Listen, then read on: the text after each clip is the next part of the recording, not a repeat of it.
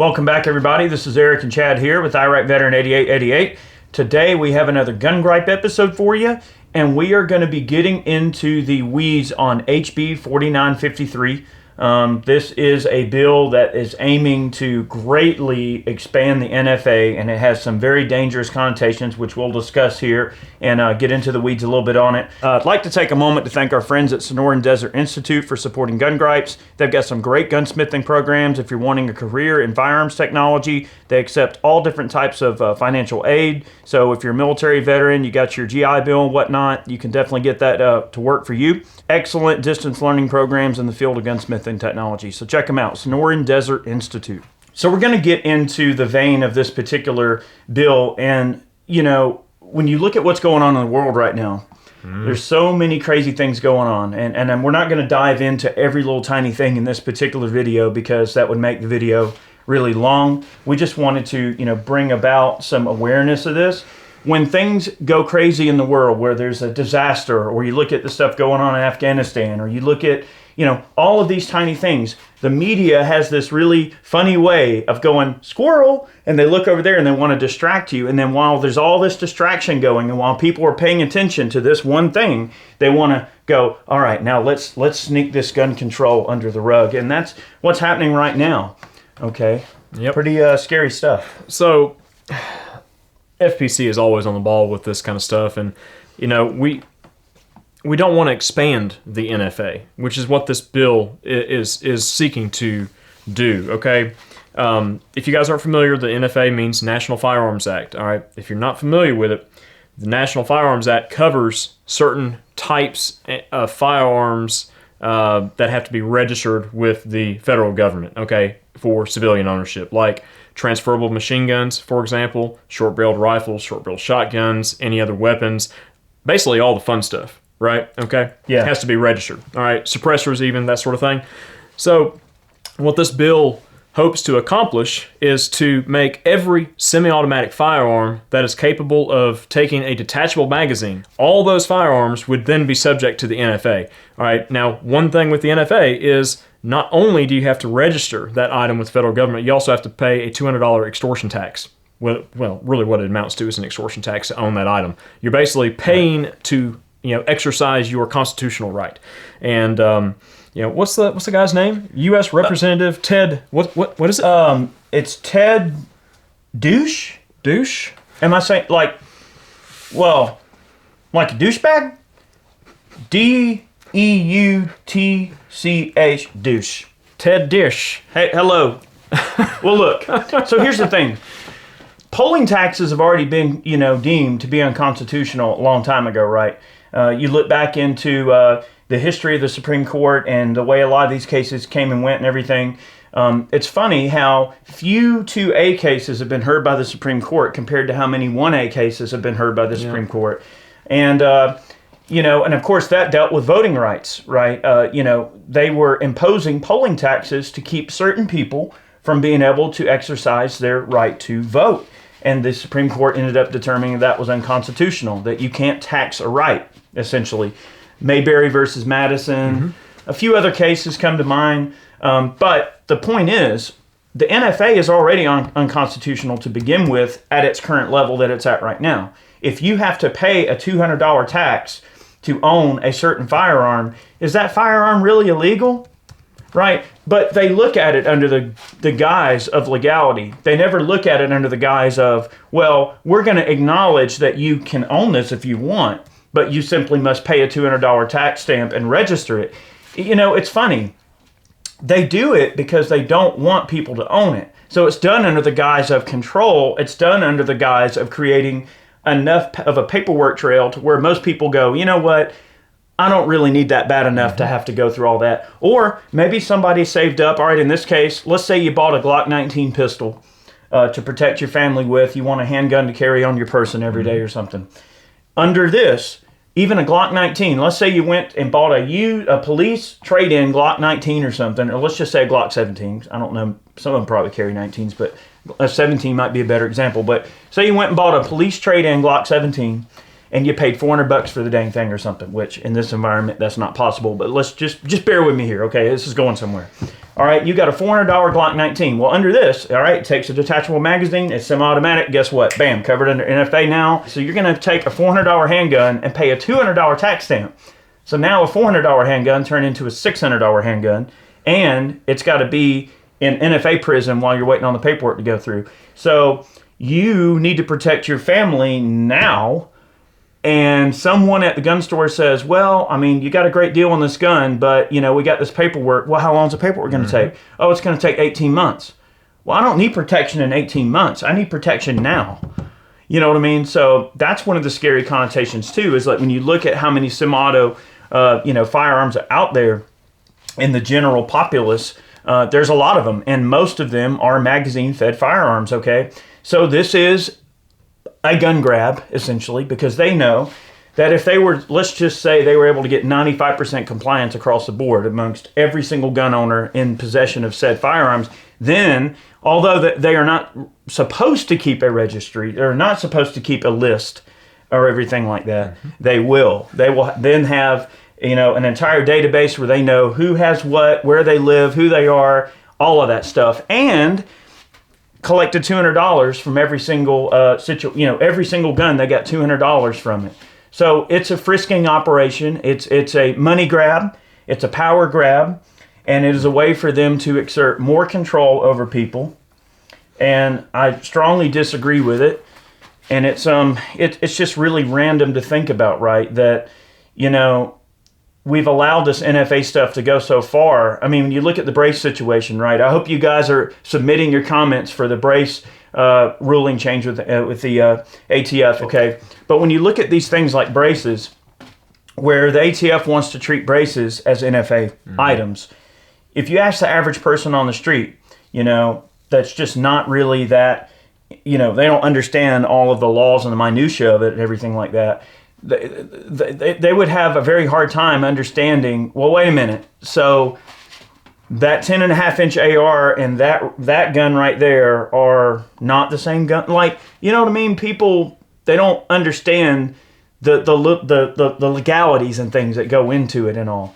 So pistols are in such common use. There are tons of handguns out there, and brace firearms are in such common use. What they aim to do here is also not only to close the gap between rifle and pistol and all of this random stuff, they're also trying to essentially say anything with a detachable magazine might as well be just as evil as any other item. Yep. So there may be some exceptions when the actual text and everything comes out, like there usually are in bills like this. You know, exceptions for certain .22 rifles and stuff like that, youth programs, that whatever. You know, guns are used for 4-H or Boy Scouts, whatever the hell. You know, but beside the point. Okay, it's all beside the point because this is just a draconian, action against the Second Amendment as a whole, as usual with these type of bills from these Democrat representatives.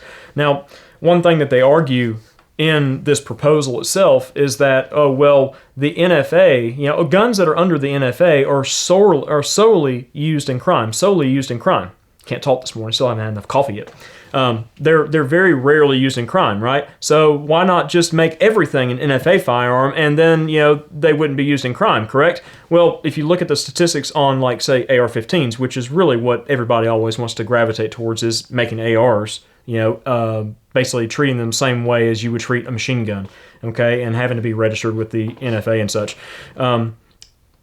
They're already used, like rifles as a whole, not just ARs, but rifles as a complete category are used in such a minuscule amount of crime that's reported by the FBI that it's almost like within a margin of error, okay? Yeah. I mean, but when you break that down into individual categories, like AR-15s, semi-automatic AR-15s, that result shrinks even more. I mean, just exponentially so. So is it really about preventing crime, or is it just about more control over the citizenry as a whole? And Chipman, all right, Chipman is still, a loose cannon, as we would say. This is still an ongoing thing. The left is fighting for Chipman's confirmation, and then all the freedom-loving, liberty-loving individuals are still fighting against it. And, guys, keep up the fight because it is working. It is working very, very well, okay? Just keeping that pressure on him. But Chipman, said recently that AR-15 should be regulated like machine guns. What I support is treating them like machine guns. Chipman, who is now a senior policy advisor at Giffords, that's a gun control group, Courage to Fight Gun Violence, told Hill, let's see, rising. To me, if you want to have a weapon of war, the same gun that was issued to me as a member of the ATF SWAT team, it makes sense that you would have to pass a background check. The gun would have to be in your name, and there would be a picture and fingerprints on file, he continued. So these people like Chipman don't even fully understand the normal gun buying process as a whole. So you already have to pass a background check or have a concealed weapons permit in order to purchase a firearm. These people are so ignorant to the facts of the law as it currently exists that they want to make policy changes and such, and make new laws when they don't fully understand the laws that are on the books already and really what effect they have on criminal activity as a whole. You're never going to completely eradicate criminal activity with firearms. You're never going to do it. All you're going to do is just completely bugger down the individual who just wants to protect their family, like Eric mentioned, and make it even more difficult to purchase the tools to do so.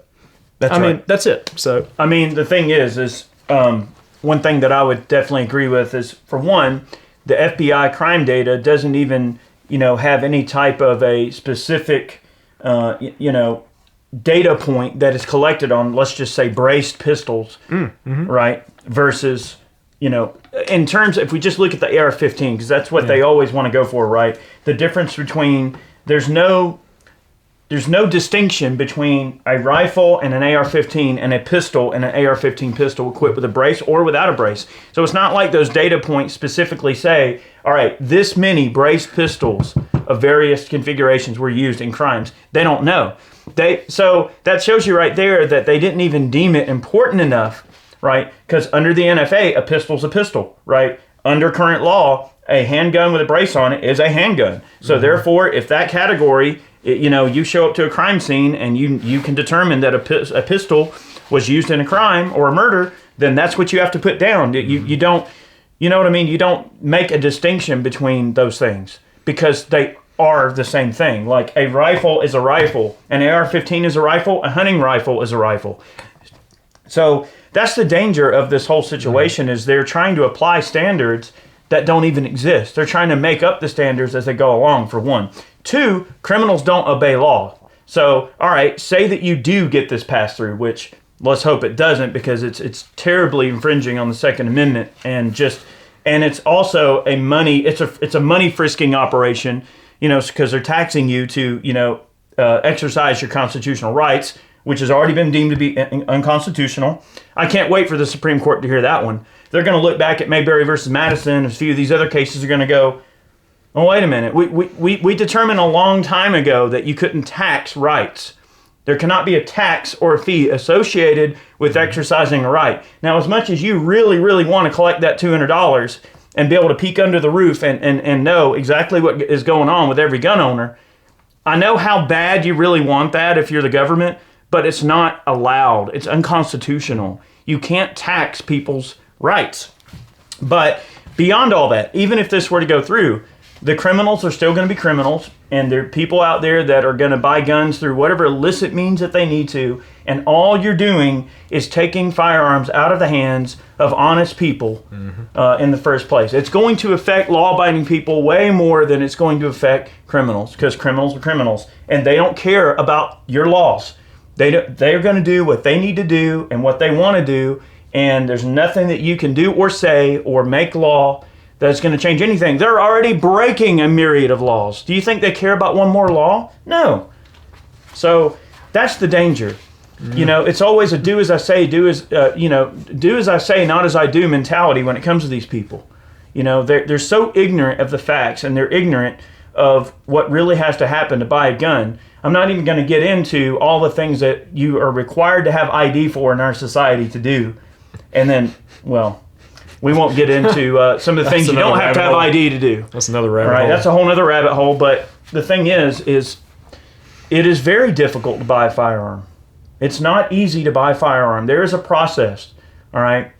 I don't agree with it. I think it's bullcrap, but there is a process. It's not like it's just some random thing where you order a gun and have it shipped straight to your house. I think it should be that way. I mean, but there is a process. You go to a gun store, you fill out a 4473, you have to submit all this documentation, you have to pass a background check. Like, the people that they're going after and trying to subjugate in this way are the people that are already following the rules to begin with. So it's just, man, it just doesn't make sense why they think that is actually going to do anything. That's what gets me, you know. They think it's going to be effective. It's really not going to be effective at all, because the same people causing crimes with guns already aren't doing all of the above already anyway. I know. It's just always a sad set of affairs, and we always come back to these concepts because, I mean, yeah, it's another title, another bill, but it's really the same book. I mean, it's just got a different cover. I mean, it's what really all these things amount to. It's just always further infringements on the Second Amendment. And what would be nice is to, instead of expanding the NFA, we want to see the NFA dissolved. We want to see, you know, all those items that are currently under the NFA become legal to own again, you know, just over the counter with a 4473 at this point in time. I don't think 4473s and background checks are going to go away anytime soon, although, you know, they technically are an infringement upon the Second Amendment. The Second Amendment shall not be infringed. I mean, it's clear wording, as we've said in the past. But, you know, small insteps, you know, to take back some of what's been taken from the gun community as a whole would be nice, instead of expanding on every tiny little facet that really isn't going to get the results they're looking for. All it is just a power play, and it's just to please a demographic. That's right. You know? The Second, remember guys, and it's important to remember this, the Second Amendment does not grant you anything. The Second Amendment does not give you permission. The Second Amendment does none of those things. What the Second Amendment does do, it recognizes your God-given right to own a firearm. It tells the government specifically to stay away and not to touch this thing, right? Shall not be infringed is the most clear and concise wording in the entire document, right? When you look at the Constitution, the Bill of Rights, name one that says so specifically shall not be infringed, right? Shall not be infringed. That is extremely clear constitutional language, right? And it was written that clearly for a reason, to provide a very distinctive barrier that the government will not step their toe over. They've gone way past just towing the line, right? They've gone way past. So that's what we have to remember. The Second Amendment recognizes what you're born with, not what the government grants you. You are not granted the privilege to own a gun. You are born with the inherent God-given right to own a firearm, and that language in that document says, hey, all you people over there on the Hill, stay away from this. This is not yours. This doesn't belong to you. You can't charge for it. You can't regulate it. Here it is. It belongs to them. They're born with it, and you stay away. And that is the only end-all, do-all that I will accept as being good enough. 110% constitutional gun ownership, as it's written, right? I want to own whatever the heck I want. I want an artillery piece in my front yard because it's my right to have it. But Eric, it'd be like the Wild West, though, man. Well, right? No, no, not quite. That's been said in the past too. It's like we can't have people walking down the streets with the guns on their hips like in the Wild West. The world, that's what you want to go back to. The world has changed a lot. Like, okay, look at just how much the Second Amendment community and the world of gun ownership has changed so much just in the last 30, 40 years, just from about the 80s until now. Look how many more AR-15s are in circulation and are in private hands than what they were in the 80s, right? Back in the 80s, the AR was still relatively, no, I don't want to say a niche thing, but like it was more of a gun connoisseur's firearm that they would buy. Now, you've got guys that, you know, might have grown up just owning a revolver and a hunting rifle, and maybe their grandpa's 1911 that got passed down to them from World War II or something. And now they're going out and buying ARs, they're buying SCARs, they're buying Benelli M4s, they're buying B&T APCs. I mean, they're buying the cool, bougie, modern stuff because that's what they want. They view it as the best tool to protect themselves with. They want the best tools. They don't want the tools that someone tells them they can have. They want the same tools that anyone else would want to have right now. All right, if you had to do dignitary protection, and you had your guys armed with B&T APC-9s with auto sears and suppressors and flashlights, well then guess what? If it's good enough for the dignitary protection units, and it's good enough for my family.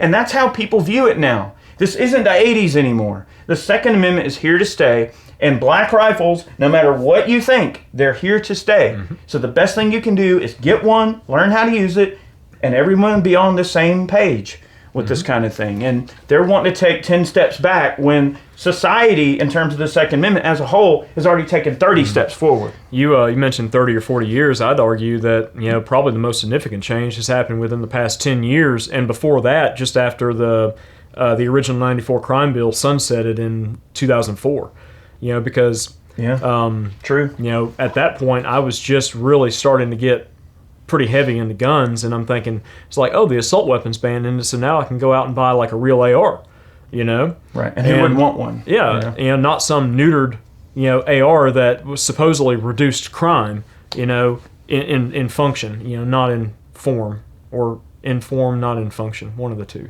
Well, the data completely inconclusive on that. It's just, but did nothing to curb crime. We've talked about this in the past, about the just huge demographic shift in just gun culture and gun ownership as a whole in the last decade. And it's just been unprecedented. I mean, there's more guns out there, especially black rifles, than there ever have been in circulation in the public's hands in a very, very long time. In the history of really in the history of gun ownership as we see it now. But global gun ownership, not just the United States. For sure. But we're just going to keep on pumping them numbers up. That's right. Rookie numbers. We need to get those numbers higher. All right. Guys, look, contact your reps. Make sure that you have your ear to the ground on this bill. There's not a lot of information about it because, of course, they just throw this out there and there's not a ton of information. But as we find out more, we'll let you know.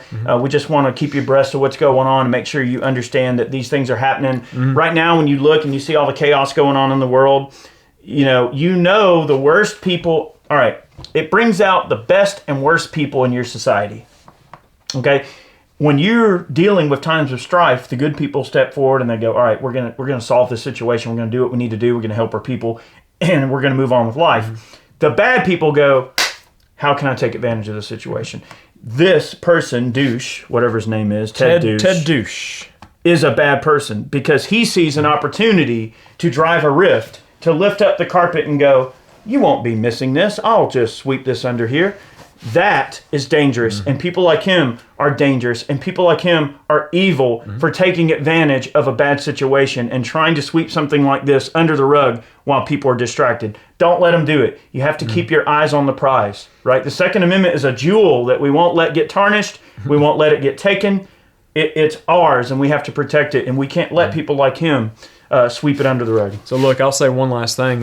When it comes to bills like this that are very early in the whole process, where as of the time of filming this video, there's no bill text available at this moment.